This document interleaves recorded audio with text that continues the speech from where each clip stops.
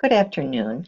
Welcome to another Project Management Capstone video. Today we're going to be talking about knowledge areas and how to approach scope and work breakdown structure.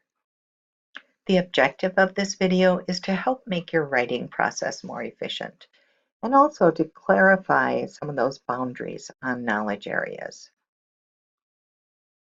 You may have noticed that different instructors key into different things.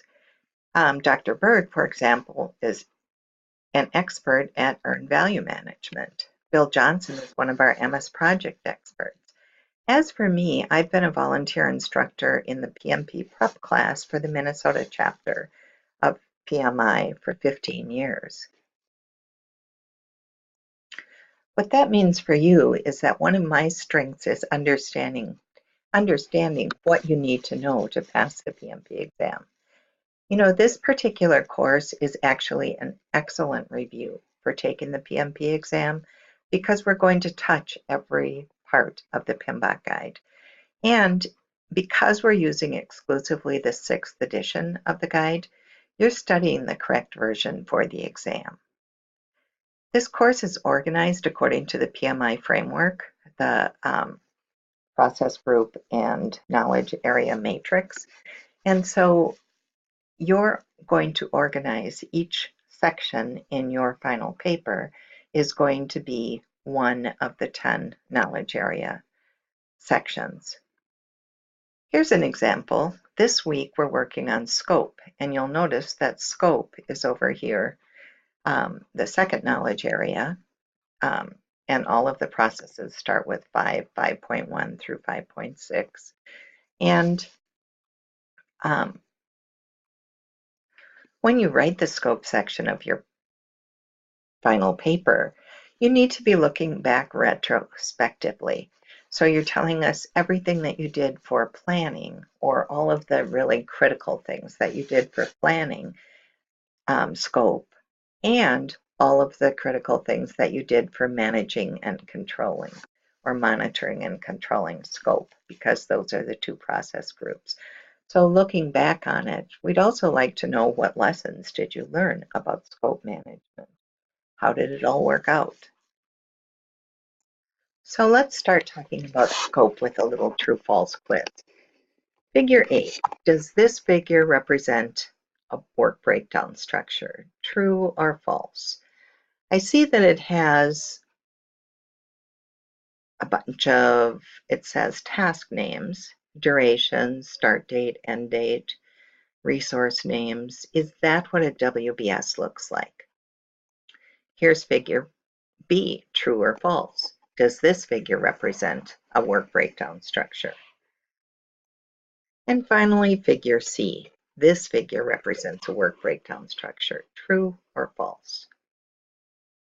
As we've learned in our program, the only way you can know answers like this is to look at the primary sources. So let's look at the PMBOK guide as a primary source about the boundaries between knowledge area. According to PMI, each PMI knowledge area has its own specific purpose. It's a set of processes, and each of those processes has its own purpose. And all of these processes are focused on the overall goal of successful projects. The other thing we know from the PMBOK guide is that PMI knowledge areas often share inputs and outputs. You might use the same input or the same tool and technique in scope that you use in schedule. And that there are interactions between and among knowledge areas. So I could drill down to scope and see how it differs from schedule. Scope management is required to ensure that the project includes all the work required and only the work required to successfully complete the project. And every time, whether it's on a slide or in a paper, if I'm quoting word for word something, I need to have quote marks and I need to have an in-text citation. And you can see that that in-text citation is missing on the definition of a work breakdown structure. Now, why do I have to use the PMBOK guide's definition? because I didn't make up the idea of a WBS. It's totally not me, it's theirs. So I have to give them credit. But anyway, they call it a hierarchical decomposition of the total scope of work. I do have something called a WBS dictionary, and that includes some schedule milestones and associated schedule activities. So in terms of schedule management, those are all the processes required to manage the timely completion of the project. And as you can see, one of the crossovers between scope in blue and schedule in red is that the Work Breakdown Dictionary, which is a very, very detailed document, includes some items from scheduling. So I'm going to look at this and say that this figure probably does not represent a work breakdown structure. It's also not organized like a work breakdown structure dictionary, so it's not that either. So it may be something else, but it's not a figure that's particularly helpful to us in the scope section. Figure B is a work breakdown structure, but it was created in Visio or in something else that's very difficult to maintain as you go forward. And if you change one thing in your schedule or you change some of your deliverables, then you have to go back and update your work breakdown structure. So that's time consuming. My recommendation is that you handle it like this. You have a list of the different levels of the deliverables with their WBS code, and you have a small graphic that only shows level 0 and level 1 of the work breakdown structure. That would be simple to keep updated. Here's my process for creating a work breakdown structure. I use this with nonprofit groups when I lead projects, and it's pretty quick and pretty simple. So first, write each of your deliverables on a sticky note. Organize those notes into a hierarchy. And then when you get done doing that, just type the deliverables into Excel. The reason that I use Excel is that it's easy. It doesn't get me all concerned about what I do about the dates.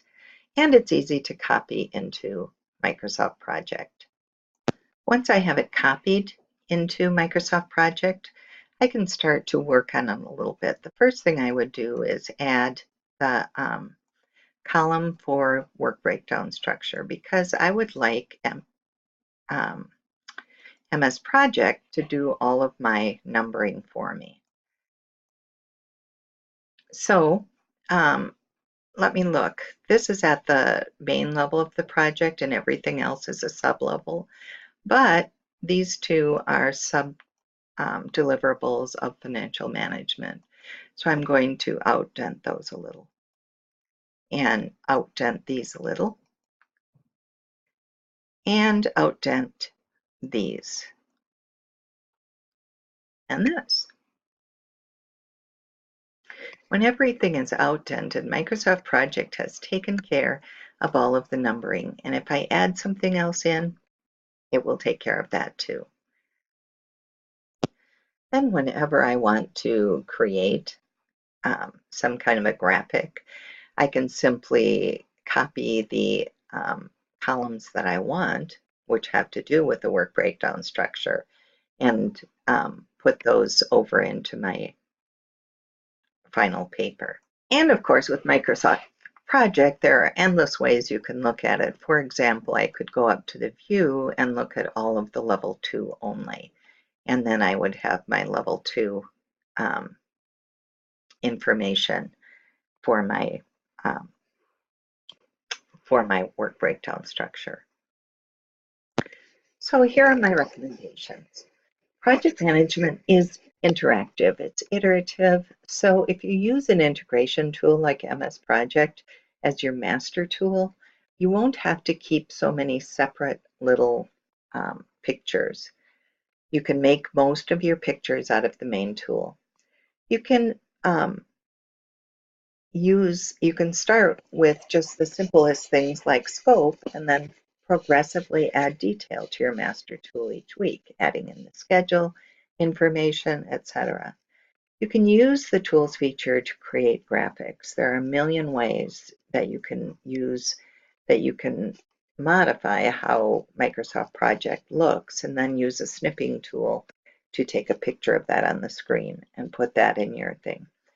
And I would also ask you to avoid creating detailed graphics in MS Word or in Visio that need to be maintained every time one of those little details is changed. The other thing that I would tell you is that each knowledge area is separate. And each section of your document is only one knowledge area. So try to focus on the purpose of each element. For example, the purpose of a risk management P&I matrix is to graphically show the risk prioritization. So focus on those purposes. And when you write your narrative, focus on a single knowledge area. Don't start bringing in other knowledge areas, except as they are inputs to the knowledge area you're working in. Lean toward examples rather than comprehensive lists. For example, if you give us a list of all of the tools that could be used in scope management and leave it generic, it doesn't count. We don't know that you really understood those. All we knew was that you could copy the list of tools into your paper. And we'd like you to create project documents that are specific to your scenario. If you put in a generic P&I matrix or a generic picture of a work breakdown structure, we will just tell you that doesn't count. It doesn't let me know that you really understand what's happening. So that's it. I hope it was helpful, and I hope that you're able to make some real progress on your scope management this week. Thank you for listening.